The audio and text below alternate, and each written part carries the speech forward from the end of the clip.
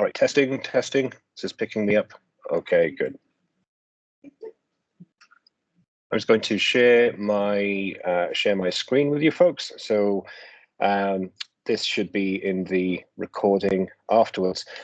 Okay, right. Well, this certainly brings back memories of 2021 and early 2022 with COVID, kind of doing this and trying to record half the audio for the students that had contracted the vid, staying in the dorm rooms. But sort of a useful feature anyway. So I'm recording this on Teams, and then Dr. Atkins can modify this if he wishes to do so and put it back up. So the other part that people will not be seeing if you're watching this in the recording is what is on the whiteboard. So I think that's the right screen. Yes, okay. So there is an accompanying probably picture or something that Dr. Atkins will take of a network diagram on the actual whiteboard that will go along with this. So for every team then, I don't know if teams have been given their assigned usernames quite yet.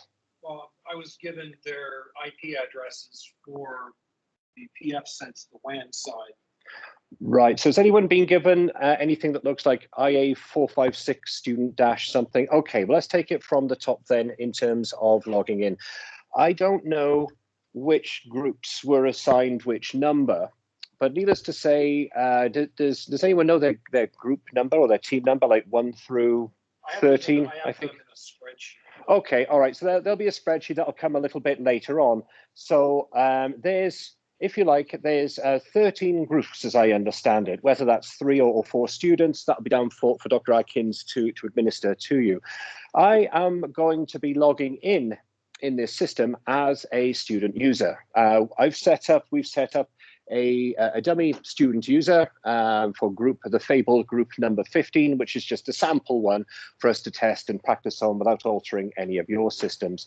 So what you're going to see me logging in with now is a particular account. You will need to get your account assignment from Dr. Atkins a little bit later on. The usernames all follow this kind of format, however, IA456 student dash and followed by a number. So I understand there's 13, there's enough for like 13 teams across all the multiple sections of this class. So wait for your assignments for whichever team number you are from Dr. Atkins. I am going to be plugging myself in as student 15, as team 15. There's not really a team 15, but I want to show you what to expect when you log in into this environment. The default password for anyone that's used this before is the old-fashioned 1-star change me with a capital C. So let me just, let's see, text edit. I'll just pop these details down. So username is going to be IA456 student.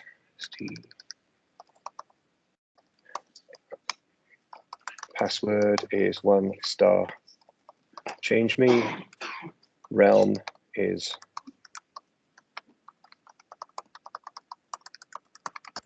and the realm is Proxmox V authentication server.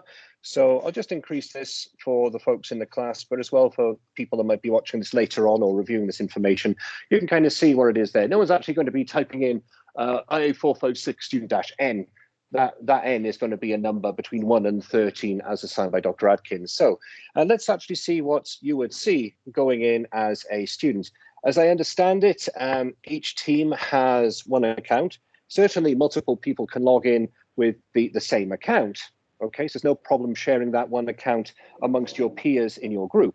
And even you can work together on the same virtual machine as well, the way we've set them up. Just note that if 2 people open the same virtual machine, figure out who's using the keyboard and who's using the mouse. Otherwise, you'll kind of be fighting each other for typing and moving the mouse. But one can observe or recommend, while the other one can look a bit more at the details.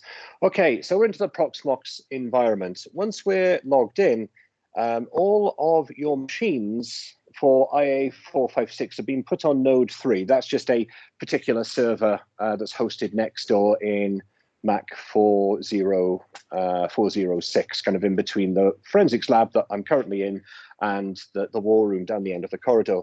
And what you will see are a number of different virtual machines. They're all in a powered off state. Otherwise, once we start powering them up, we'll see them like a little green arrows coming up showing that they're on. But let's just go through them briefly. All of these should 1, 2, 3, 4, 5, 6, 7, 8. If I drew this right, 1, 2, 3, 4, 5, 6, 7, 8. Yes, okay. So there's 8 virtual machines here that are all in a blank slate, kind of a state. The network diagram that we have across the board here represent the setup of the network and where those different machines are. I've tried to map as much as possible the names of what I'm seeing there. So for example, Ubuntu Web, Ubuntu Generic, Win 10, 1, 2, 3, 4, PFSense, and Windows Server with the same relevant names here. So we've got PFSense, Ubuntu Web, Ubuntu Generic, Windows Server, and then 4 Windows 10 virtual machines. These machines are all blank. They haven't had an operating system installed on them. As I understand, as per Dr. Atkins' requirements, he wants to assess people's ability to install a couple of operating systems and kind of get the network set up, if you will. In terms of the networking setup, that's really kind of going into an operating system and kind of setting up its IP address, its gateway, its DNS information as is required. One of the ones that might be a little bit trickier to do is PFSense and the Ubuntu web systems. Notice in the diagram how there's kind of lines coming at the front of them and out the back of them. These 3 machines, the PFSense, Ubuntu web, and Ubuntu generic, each of those have 2 network cards in them. Okay, that's an important point, which we'll go over in a moment. All of the Windows machines, including the server and the 4 Windows 10 instances, all have a single network card in them. That's Dr. Atkins' request. As I understand, in later stages, I don't want to give too much of the game away, but the idea is that the Ubuntu web and Ubuntu generic servers will have internet connectivity so that once someone's able to reach them, shall we say, at some point in the future, then it's going to be easier to install additional tools that are required to fund things with the Windows machines, but that comes later on, okay? So what we're going to do today is just kind of go through getting PFSense set up and the Ubuntu web and really just kind of leaving it there. That should give you enough information to kind of get going from that point onwards. So back to the virtual environment in Proxmox here, we can see that we have all of these virtual machines. So for right now, I'm just going to fire up PFSense. So if you've not used this before, you just simply click on the VM. There's a number of ways to start it. I just go with the handy start button up there. We should see under the summary, the machines spring to life and start to make use of the CPU time, the memory usage starting to go up and stuff. And after a little while, you see its state change. The icon will change to have like a green arrow. If I click on the console button here, that'll pop up a window with a tool called NoVNC. And what we're actually looking at here is the operating system doing its initial loading process. Remember, the hard drives are blank in each of these systems. This is the initial installation process. All I did was turn it on, and just like a real system, if there's no operating system, what does the computer do? It will try and boot from the hard drive, first of all, and if it doesn't find a bootable operating system on the hard drive, it will go to other media types that are plugged into the system, including, but not limited to, Pixie boot, which is a term for booting off of an active network connection. It might boot off of something called a CD-ROM, right, back from the ancient days, or a DVD or something. But realistically, these days, if you've done it before, you've probably had a USB memory stick that you've plugged into a system, and you've installed an operating system from that memory stick. So if you like, what's happening here? A virtual CD, an ISO, if you will, has been added to this particular machine. When we powered it on, it found that there was no operating system on the hard drive, and so it simply booted off of the next available device, which it found it could, which was a virtual CD-ROM. So this is where we're at the moment.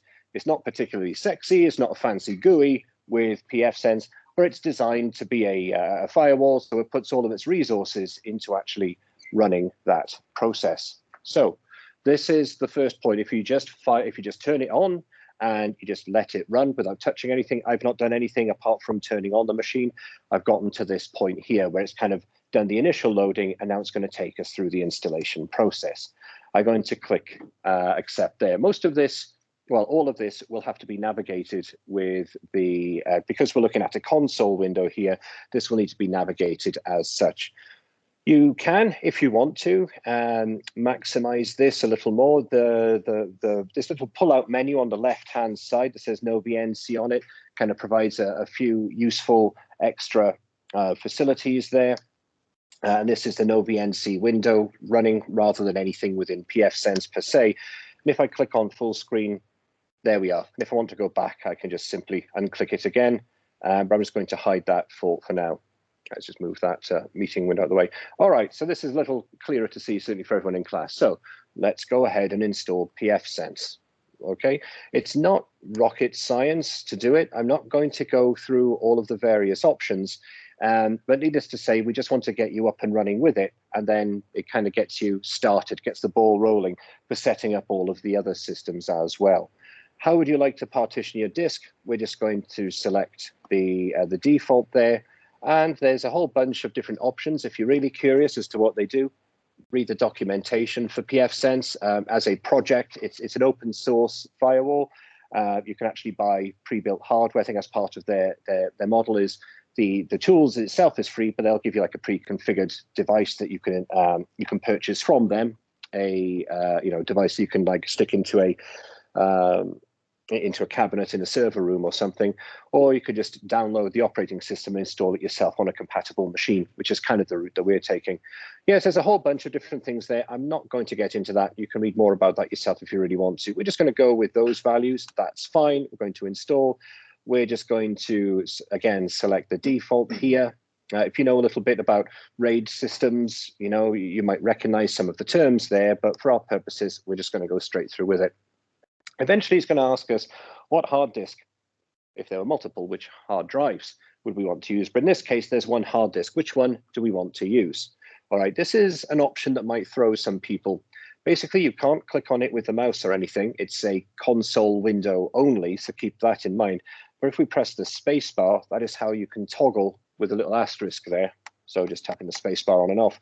You want to make sure that the asterisk is up there, and that's just telling it that we want to install PFSense onto that particular system, and I'm going to click enter because OK is highlighted. Last chance, there's always a last chance for something before you destroy a system. We're going to go ahead and select yes, and then press enter. So at this point in time, this will kick off the installation process.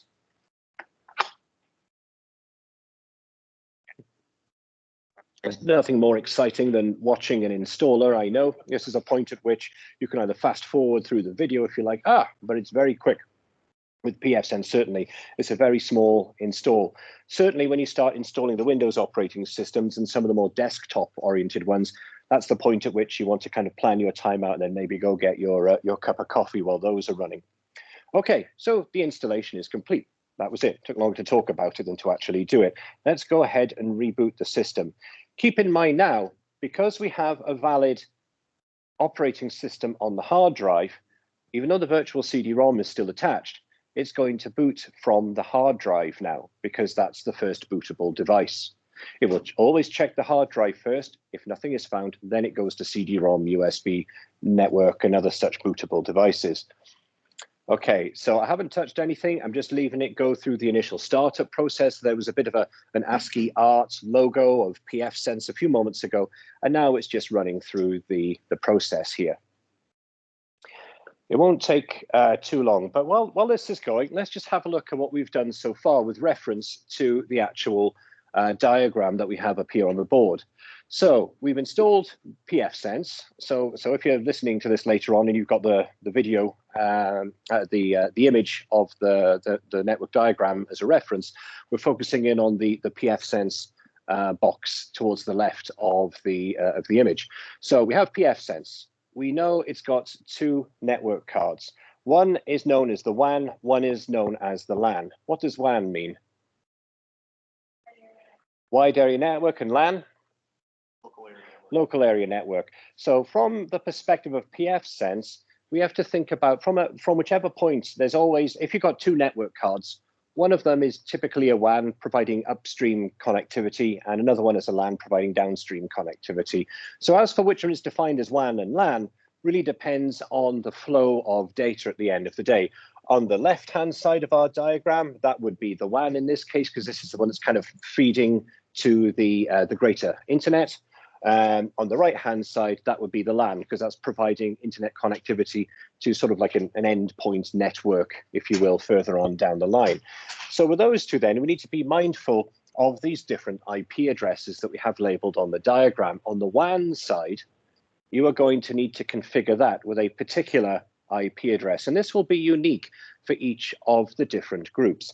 I've deliberately not put those on the board because that might be part of a future challenge. That's what I emailed everybody. I just didn't send you your login. I'll get you your logins after class. So everyone has their individual IP address. My understanding is don't share those with other teams, just because it just makes the later challenges in this class a little more interesting, okay? Because then you have to find other people's IP addresses through whichever tools you've been told. I'm not going to provide any hints or anything like that.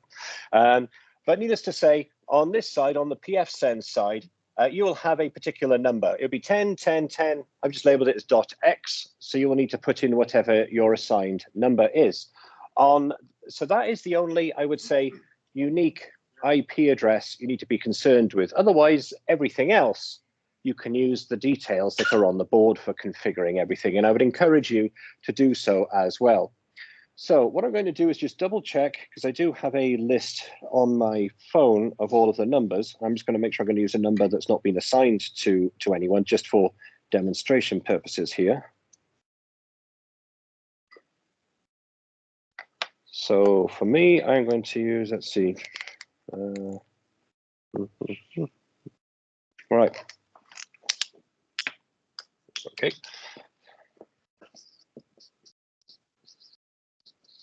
I'm going to just assign myself for demonstration purposes 10.10.10.180.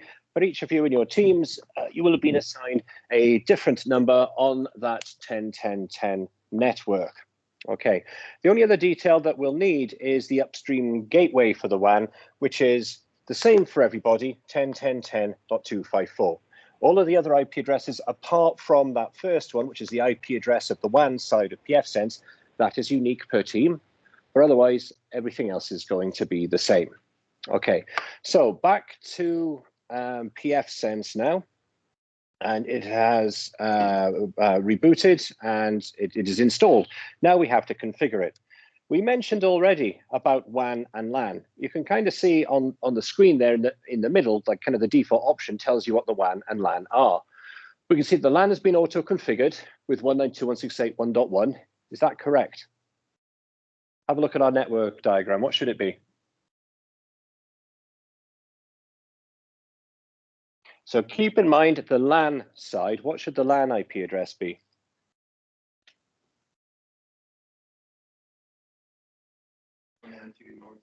All right, I'm hearing some rumblings, but let's have a show of hands.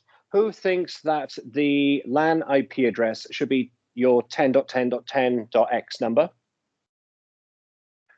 Who thinks that the IP address on the LAN side should be your 192.168.226.1 number? All right, no one on that back row put their hand up for either. May I ask why? Okay, so we have a LAN side and a WAN side. Do we understand the concept of WAN and LAN? Okay, so we have an upstream and a downstream network, two network cards. PFSense has two network cards, right? So there's one that's on the WAN side, which is providing and pulling in network connectivity from the internet. That's the WAN side. Okay, think of whenever you're looking at a network device and it has multiple network cards, or it's pulling in something from the network and from an upstream network and sharing it. The one that's got the internet on the side that's got the internet on it is typically your WAN side. Okay, so in that sense, then we have a choice to make. There are two IP addresses on our network diagram. There's 10.10.10.x. In my case, I've gone with 180. But yours will be unique. There's also 192.168.226.1. So which of those then? We'll just have another show of hands. And I would like to see some hands going up from the back there as well. Who thinks that our configuration here right now is incorrect. We're going to need to reconfigure something. The question was, it's got something for LAN, 192.168.1.1. Is that correct? We've established it's not. We've got a choice of 2 IP addresses that could go in there. 10.10.10.180 in my case, or 192.168.226.1. Which of those is the LAN IP address we need to put in? So if I could just have a show of hands again, please. Who thinks on the LAN side it's going to be 10.10.10.180 in my case? Who thinks it's going to be 192.168.226.1?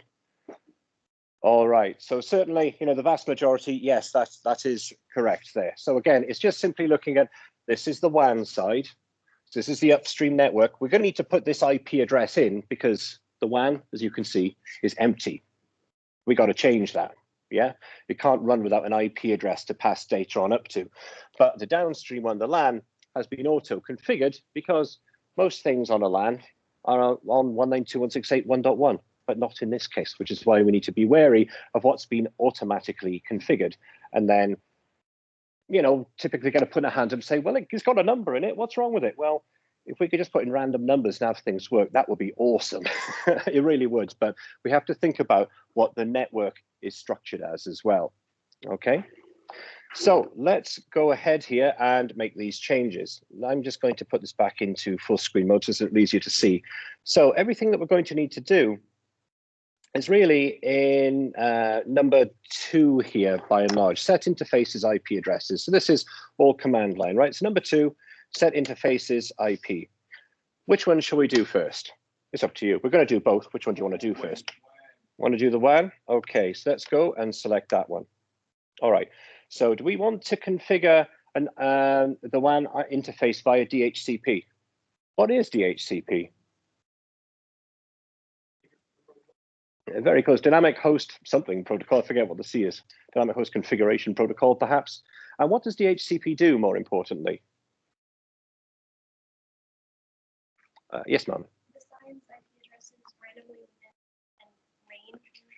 It assigns an IP address within a given range. That would, and what assigns it? A DHCP server. There would need to be another server elsewhere on the network in the upstream side that was providing out and doling out and responding to requests by machines saying, hey, I need an IP address, please. There's no upstream DHCP server, which is why it's completely blank. It hasn't been able to guess one from some DHCP server. We've got to statically set it. Better idea to statically set servers, don't you think? So they've got fixed IP addresses. You know, machines in a lab like this, it doesn't matter what IP address they have. They can change when they reboot. But a server, you want to make sure that that's standard. That is a static IP address. Okay, so moving on then. Okay, so we want to do no for that option. Okay, so enter the new WAN IP address. Can someone give me the WAN IP address, please? 10.10.10.180 based on what I put up on the screen there. Great. Okay, what's the subnet? So we know what it is, but why? So a subnet will tell a system how many other IP addresses it's able to connect to, and it's all very configurable. For us, we want to use a 24-bit subnet, so it means that PFSense can potentially connect or you know, route traffic to anything on the 10.10.10.1 to 10.10.10.254, because 255 is typically specially reserved for other particular activities. So when you kind of come to later on trying to scan other networks and so on, this will enable you to kind of have that particular range. So we're going to type in 24 there. Okay, for a WAN, enter the new WAN IPv4 upstream gateway address. For a LAN, press enter for none. We're doing a WAN, right? So I need to have an upstream gateway address. That's what this message is saying. So what's the upstream gateway address? It's actually on the diagram there. Okay, so this is a value that we'll need to plug in, and it's a given. How is it that? Because that's the way the network was programmed by Cypher and myself. So we need to put in 10.10.10.254. Okay, Should this gateway be set as a default gateway? Yes, I mean, it's the only gateway, okay, in this network. Configure an IP version 6 address for the WAN interface. No, we don't have DHCP6 enabled. We're just using IPv4. So we're going to press enter for none through this one. Do we want to enable the DHCP server on the WAN? Do we want this machine, this PFSense, to serve IP addresses to other systems on the WAN side?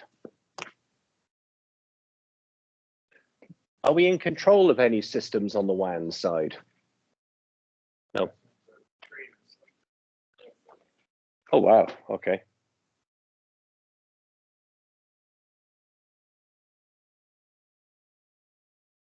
Interesting. Okay, well, at least it could be seen if it's a little smaller now. Do we want to enable the DHCP server on the WAN side?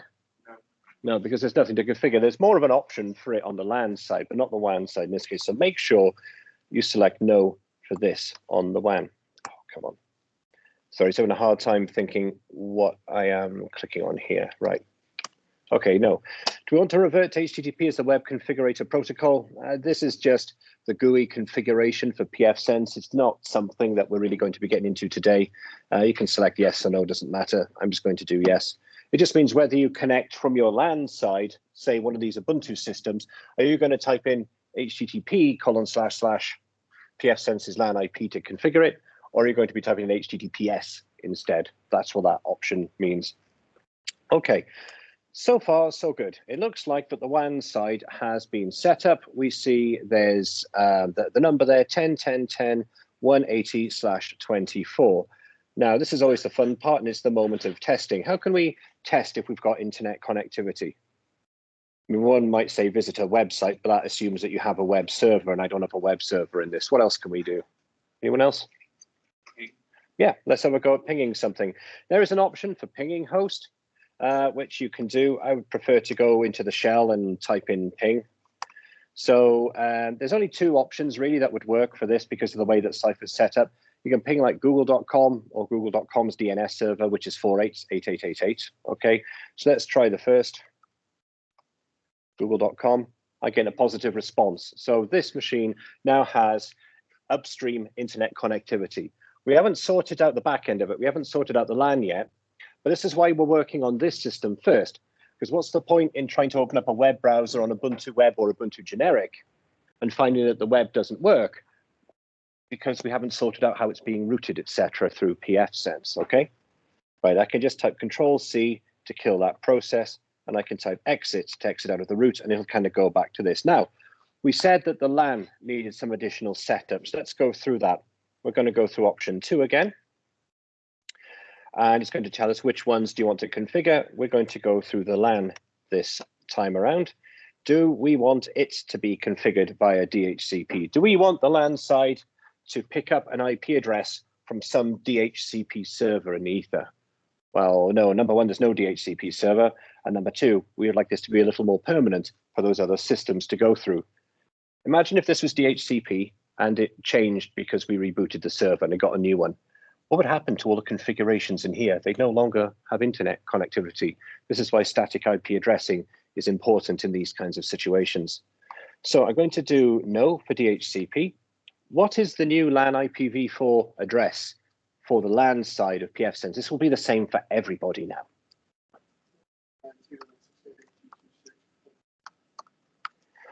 Yep, so we see that 192.168.226.1, absolutely. So that's the correct IP address, which coincidentally and importantly, when you configure the Ubuntu systems, their gateway, the machine that they need to talk to get internet access, their gateway machine, is going to be that IP address as well. That's where they're going to want to send their traffic and out to the open internet. Enter new LAN IPv4 subnet count. We're going to go with 24 again there. For a WAN, enter the new LAN IP upstream address. For a LAN, press enter for none. Are we looking at a WAN or a LAN at this point? Are we looking at a WAN or a LAN? LAN. So I'm just going to press enter for none at this point. Okay, I don't want to do IPv6. I'm going to press enter for none. I don't want to enable the DHCP server on the LAN. One could, and then these systems will get internet automatically. Lovely, you might think. That saves a bit of effort. But I know that Dr. Adkins is going to be looking at very closely if students have done that because it's easier. But these are supposed to be playing server roles. Admittedly, you're not installing any server-like components on them. You're not going to set up a web server on this or whatever this one's going to be. But it's supposed to be a server. A server should have a static IP address so it doesn't change dynamically at some point in the future and then break your sales down the line if you're relying on that web server to sell products online. So we're going to say no, just to avoid the confusion there. Okay, then it's saying that we can configure this machine from this IP address on the LAN side. That's great. We don't have anything to configure it with yet because we haven't installed anything further on down the lines. Okay, so with that, that should be the PFSense stuff set up. Let's dive into one of the Ubuntu machines. It largely doesn't matter which. If you can do one, you can kind of do them both for this activity. Let's go through the process of starting it from scratch. Again, this is a blank hard drive, so it should start booting from a virtual CD. Okay, so the CD boots. Try or install Ubuntu. It'll time out after 30 seconds. I'm just going to press enter to get going with it. Yeah, so at this point, if you're watching this video again, this is where you can kind of fast forward a bit to where something interesting happens. I'll have a sip of coffee here.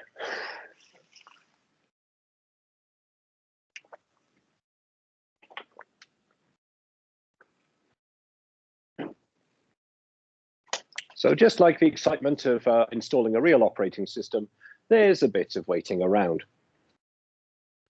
There we go. So now we can see the main sort of Ubuntu loading screen coming up. Again, stressing the fact that this is loading from a CD-ROM or a virtual attached CD-ROM at least.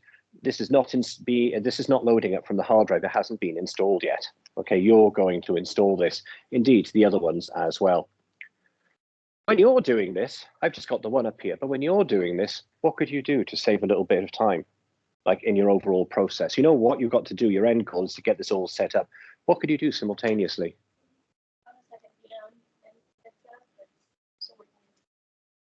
Yeah, there's a couple of you in a team. You could, work and divide and conquer some of the taskings. Who's going to work on different machines?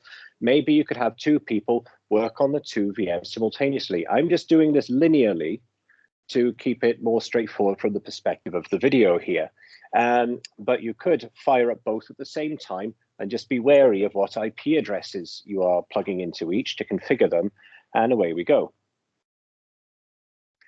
Okay, got a little X icon up there. That's sort of the initial cursor loading.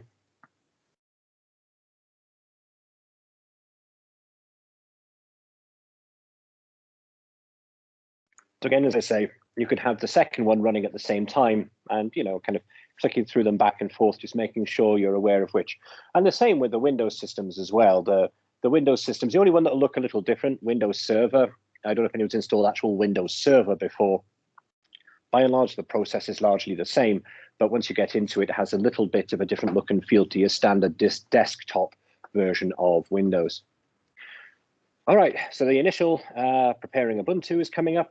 Notice the networking icon in the upper right-hand corner. Right now, it's trying to find something. It's kind of got three little squares with a few dots in between. It's trying to activate the network. We can see that it's failed. Why has it failed? No IP address configured for it. There's no IP address configured for it. But more importantly, we configured the PFSense LAN side already. So how is it not finding something?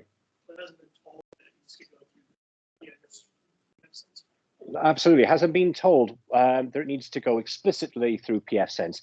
If we had enabled the DHCP server, they would have activated and we'd be online now. However, because this is playing the role of a server, I'm only stressing this because you need to be conscious of that fact that you're going to need to modify the IP addresses manually in any case to be those particular values. Okay, how many people have installed Ubuntu before? In some description. Okay, most, not everybody. So it's fairly straightforward. It's designed to be user friendly. So pick a language. We're going to go through install Ubuntu rather than try Ubuntu here. Nah, I'll keep it on US. I am living in the US after all. Okay, because there's no network connection just now, we can go and set this up later. Actually, maybe we could do it now. Use wired connection.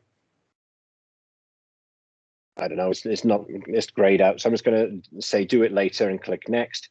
Normal install. Erase disk and install Ubuntu. So you can see it's like a wizard tool. It's quite straightforward. Tells you what device, what partition it's going to create. Yeah, that's fine. Select your time zone. Where are we? Sort of New York's close enough. All right. So really at this point, I don't know if there's specific details you want them to put in for this exercise. I'm just going to go with administrator because this is a server after all. You could pick something else that's relevant. Password. Again, you know, you could pick whatever password you like, but you never guess what I've picked. There we are. Right, remember my password to log in, click next. I got a choice of 2 colors. Let's go with the dark one. And off it goes. So it's installing the system. So this is the part that's going to take a little bit, and I'm conscious of the time, and there's sort of about 5 minutes left of this class. But what I could do, Dr. Atkins, is just because the video is still running, it'll probably take like maybe 10, 15 minutes, maybe just kind of overlapping the beginning of the next class. My next class. Do you know if there's anyone in this room after this hour? No, it's the second section of 456. Oh, in this room? No, next. I can have them come over here since everything's on the whiteboard. That's a possibility. I was just thinking of continuing talking to an empty room. It'll bring back memories of 2020 for me. People connecting online and stuff. Just to kind of finish off the video, basically. So yeah, so next steps basically then, just to kind of summarize in case we don't get there, because I'm at the whim of how long it takes to install the OS. Aren't we all kind of waiting for the infinite kind of loading bar? Operating system is installed. It'll then reboot. You'll then log in. In my case, it'll be administrator and 1-star change me because that's what I plugged into there. And then you'll need to go into the networking tool. The networking tool is pretty straightforward, but just note the networking tool will show you how many network cards? 2. Again, so we need to think about from this perspective now, which is the WAN side and which is the LAN side. The WAN side is regarded as the upstream. The LAN side is regarded as the downstream, yeah? So let's say I'm installing the Ubuntu web server right now. I need to make sure that on the upstream, which is typically, I think in our configuration, the first of the 2 recognized network cards, I'm going to need to put in 192.168.226.2 as its IP address.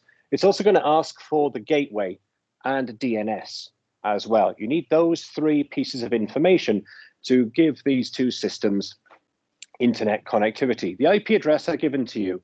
The gateway is going to be the PFSense's LAN IP address, which is? Absolutely. So you'll be using that number as the gateway address in those systems. That's telling Ubuntu that when it wants to kind of send traffic out to the internet, it's got to push that out through 226.1, and PFSense is all set up ready to do that for us. The third part, though, however, that will get traffic out to the internet, but it will not translate things like www.google.com or norwich.edu back to an IP address. What's that process? What's that process of taking an IP address, which is what machines talk in, right, versus an actual URL that we would remember? So DNS, domain name service, domain name server, depends on how you're using the S, domain name service. So what we then need to do is in the DNS section is specify a particular DNS server. We don't have a DNS server set up here, but as long as it's able to connect out to the internet somewhere, there's a couple of great public ones out there. Anyone recommend any for us? So there's Google's OpenDNS, which is 4 8s, or I think, is it 4 4s or 2 8s and 2 4s? Anyway, the 4 8s is the easy one to remember. Cloudflare as well. It got a. Okay, so there's Cloudflare as an option as well. OpenDNS is another one. So, don't spend too much time thinking about what you want to do, but just know that if you're able to ping an IP address, that's great. You've got internet connectivity. But if you can't ping a website, then that means that your DNS hasn't been set up quite correctly. Even though you're able to ping, say, 8888, if you get a response, great, I can ping an IP address. But why doesn't google.com work? Probably because DNS hasn't set up and your machine doesn't know how to translate google.com into an IP address through a DNS server. Okay. So it looks like this is going to take a little bit. I know this is at the end of your class, so if you need to head off, please do so, folks. Hope it's been useful. And the final video will have a little bit more detail in there as well once I've finished this Ubuntu piece here.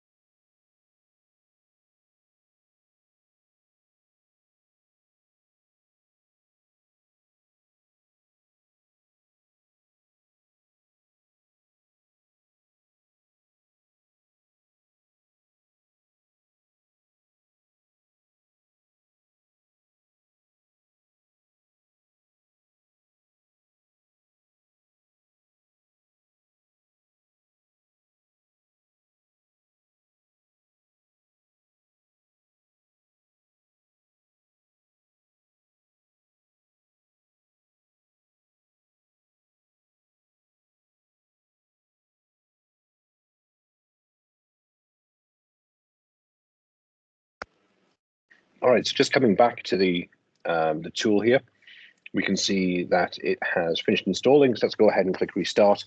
And now it'll pick up from the hard drive rather than the virtual machine.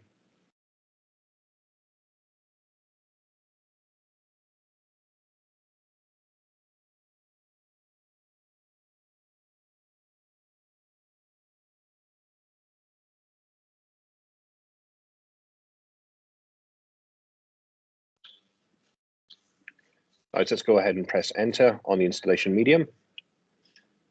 And now it should boot from the hard drive now.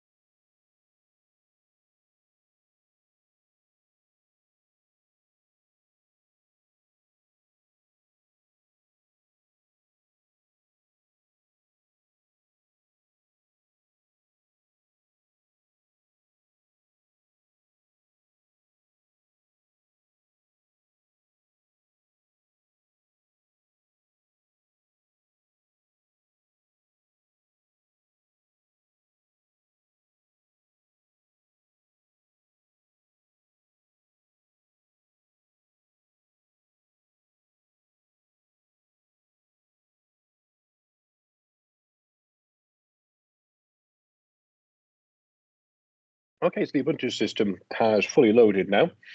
We're still getting the connection failed messages for the networking, but that's what we're going to go in and do.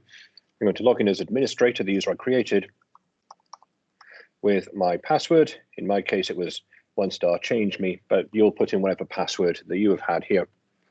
So just going back and with reference to the diagram on the board, I'm working on the Ubuntu web-based system. So we can see that the Ubuntu web system has two network cards. On the WAN side, it needs to have the IP address 192.168.226.2.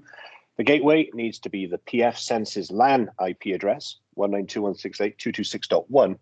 And as we mentioned a few moments ago, there's a couple of different options for DNS.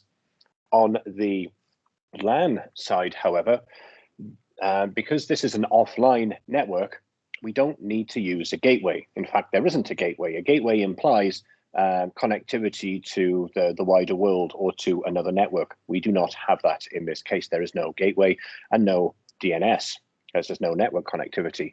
So all we need is an IP address and the net mask. So the IP address is going to be 10.11.12.1 for the Ubuntu web, and it's going to have a 24-bit net mask.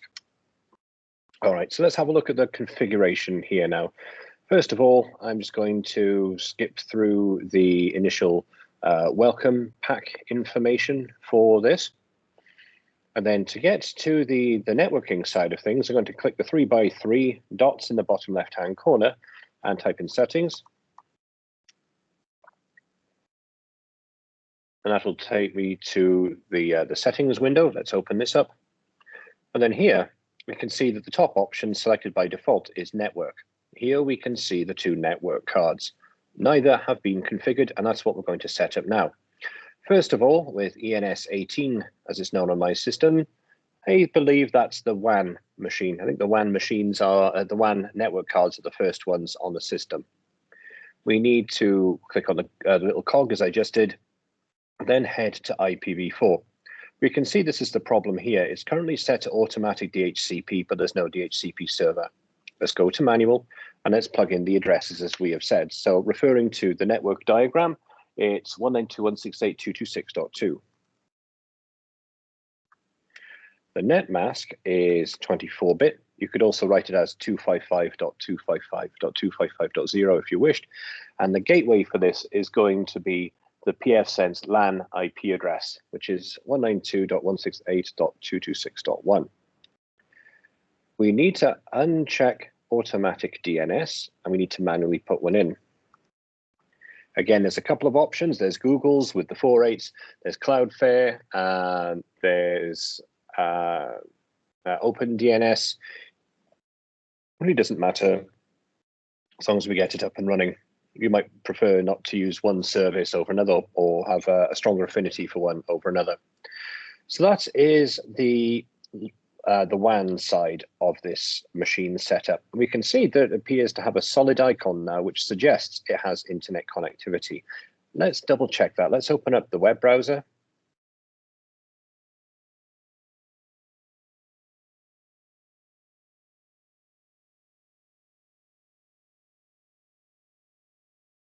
And we'll just try a website.